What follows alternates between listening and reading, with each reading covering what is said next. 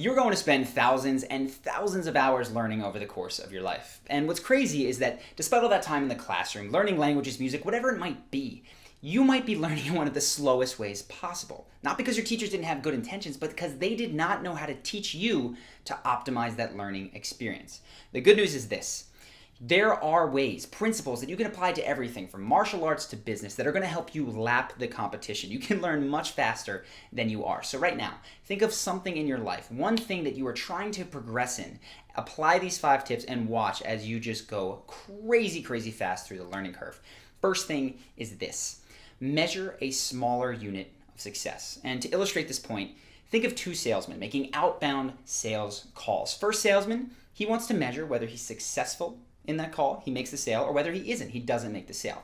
Good thing to measure. Second salesman says, yes, I want to know those things, but I'm going to go smaller. I want to know first milestone, is the person staying on the phone with me for 10 seconds? Second milestone, did I finish my entire 30-second pitch? After that, did they ask me a buying question within the first 2 minutes? And so on all the way through to the close. Goes without saying, this guy over here who has smaller milestones is going to do better because he can diagnose where he's going wrong. This guy only knows things are generally going good or they're not. He has got no data, no analytics. This guy, on the other hand, can say, my first 10 seconds are great, my first 30 seconds are great, but I'm missing something after that that isn't going the way I need it to. And this one became very clear to me. I've been practicing jiu-jitsu lately. And in class, there's a lot of these complex submissions. And I saw myself feeling like, okay, if I'm doing well, that means I get the submission. If I'm not doing well, I'm not getting the submission. But I spent a lot of time not getting the submission. What has gone better for me is rather than say, you know what, forget the submission, I need a smaller step, which is going to be, can I break this guy's posture, right? Can I grab his wrist, pull it off my chest, and pull him to me? Yes or no, crap, I'm not doing that thing right. Okay, what am I doing wrong? Fix the wrist, okay, I've got that piece, next step.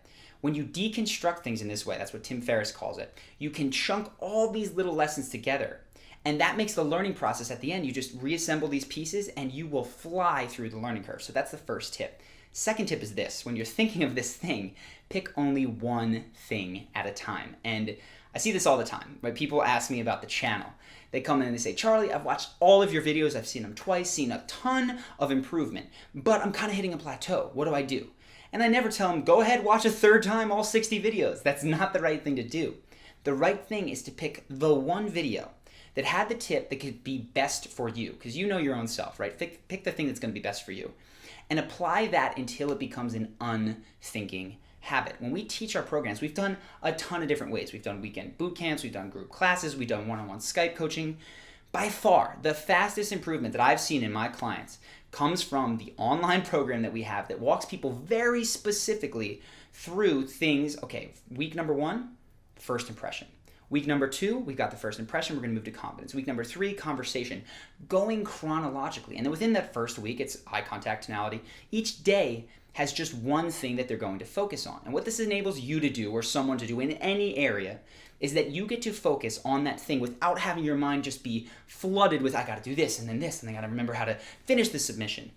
You get to focus on one thing, make that a habit, and then move along. So that's the second tip. Third tip. People get this one wrong, I think, from college, and it's that if you have a set amount of time to dedicate to any sort of learning endeavor, you are much better off spending that time a little bit every day than you are in one batched process. There's some things in life that do better in batching. Learning is not one of them, because learning comes from repetition, right? I see people in college, they go, but wait a second, I crammed for my last test, I did fine, 8 hours straight, I studied. Yes, but how much did you remember 3 days later? If you're trying to build a skill, you're trying to rewire your brain, create new neural pathways. Say you're playing the piano. If you sit down for 3 hours and play, and then come back a week later, you're not going to have it. But if you sit down for a half hour a day, walk away, come back the next day, half hour, you're getting to review what you did in a much shorter time span. That's going to help you learn faster. So keep in mind, when you have something, this consistency every single day, with the exception of things that require rest, like weight training, you want to keep that up. Now, a couple of caveats here.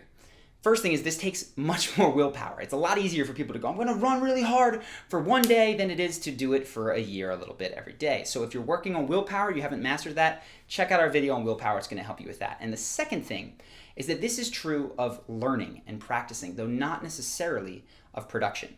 I'm a writer.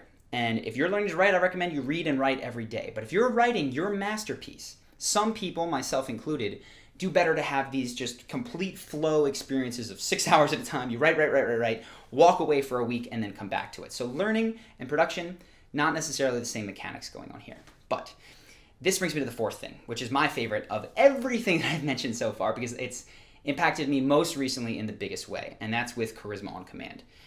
When we started this, I was doing it wrong. This business is actually about 3 years old. I had a blog, which I still do, and I was writing articles in that all the time. And I'd write an article, get a couple subscribers, write an article, a couple of subscribers, but the growth rate was very, very linear. It wasn't going very quickly. And about 6-7 months ago, I was talking to Ben, my co-founder, and we said we need to mix stuff up. We got to try something different because we can't do this tortoise thing forever. So we said, okay, we're going to do LinkedIn, we're going to do Facebook, we're going to do Pinterest, we're going to get an Instagram, which I don't even know how we would possibly do that for Charisma on Command, and we're going to do YouTube. And if you'd asked me then which one was going to take it off, I thought LinkedIn. But surprise, surprise, YouTube exploded, right? We went from 8,000 subscribers to about 300,000 today in just 6-7 months. Point is, you do not know which vehicle is going to take you there. Everyone tells you, get a mentor, get a method, get a teacher. True. But when you're first starting, pick a bunch of different mentors. Pick a bunch of different methods. Good news is, introductory class for a lot of people is discounted or free. So when you're starting, say improv comedy, go to a bunch of different clubs. Find the one that works for you. Once you find the one that is making you grow the fastest, that you like the most, double down on that. And that's what we've done with YouTube. For the last several months, all my energy's gone into YouTube. But then something happens, which always will happen, is you'll start to plateau. Now, our biggest growth month for this channel was probably a month or two ago. And since then, things have kind of leveled off, which tells me that yes, this is still a worthy investment of my time, but something needs to be tweaked. Something needs to change. Maybe I need a different style of video. Maybe now that the business is at a different spot, I invest in ads that I would hate to bombard you with before every video, but maybe we need ads on the YouTube channel. Maybe we need to find mainstream coverage. Maybe we need to take our book and get a book deal, which level. But the point is this, at the beginning of any endeavor, mix it up. Get a bunch of different teachers, a bunch of different methods. When you find one that works, shut all the rest out. Stick with it while that growth is going crazy. And then when it starts to level off, you go back to that, okay, something new. I'm in a new stage. I need a new teacher. That is going to help you grow extremely quickly. Fifth thing, this is, again, one of the more important ones for me, is debriefing. And I've been thinking a lot about jiu-jitsu lately. That's kind of what inspired this video. But I see things, people have a lot of pride. And when they lose, they want to act like I got it. I knew that I shouldn't have done that. The truth is, I have no idea what I should and shouldn't do. I'm getting out there, I'm getting beat all the time. But whenever I get beat and I don't know what happened, I say, hey man, can you show me what you just did there? He'll walk me through it. Yeah, you did this, that. Okay. How do I avoid that next time? And I'll say, well, you had your arm really far extended. When you're doing that, you want to keep your arms in tight. And I say, okay, great. Next time I do it, I don't make that same mistake. So in this way, I'm limiting the mistakes I make rather than repeating them over and over and over again, which is what most people do. I make them once. Now, you'll notice in this story, I needed that second opinion because I don't know what I'm doing wrong. And this is true of you as well.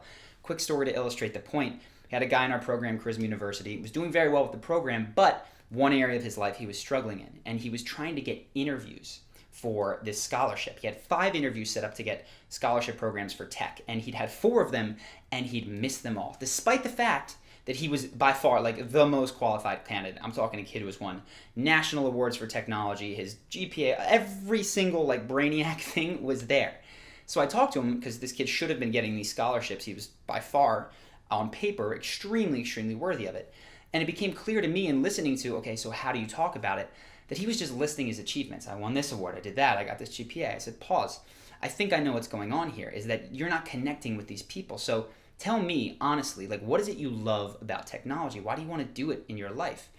And he said, well, I think that there's a ton of problems in the world today, and that they're not necessarily going to be solved by politics. They're going to be solved by groups of smart people who are building new technologies like green energy, for instance, that makes things work for a bunch of different constituents. And that's what I want to do, is I want to contribute to the community in that way. I said, pause. That's your answer, all right? So when they ask you why this scholarship, do not tell them I won this award. Tell them what your dream is. So we worked on that. He goes back for his final scholarship opportunity. And of course, because they can see his resume and then hear his story, those things together, he blows it away and he gets the scholarship. So for you, you're going to need, when you're screwing up, probably a second pair of eyes on you. And if you don't know who to ask, you don't want to ask the wrong person, check out a video. It's called How to Spot Dangerous Advice. It's going to help you find the right mentor for the situation that you are in. But I have hoped that you found these 5 tips helpful. Take them. Think of that one thing that you had in your head at the beginning of this video and apply this to it. You're going to see that you start learning so much faster. People are going to go, well, you're just a natural, you're just stronger, you're just whatever it is. It's incredible how quickly this helps. So if you found this helpful and you have not yet done so, subscribe to the channel, and I'll see you in the next video.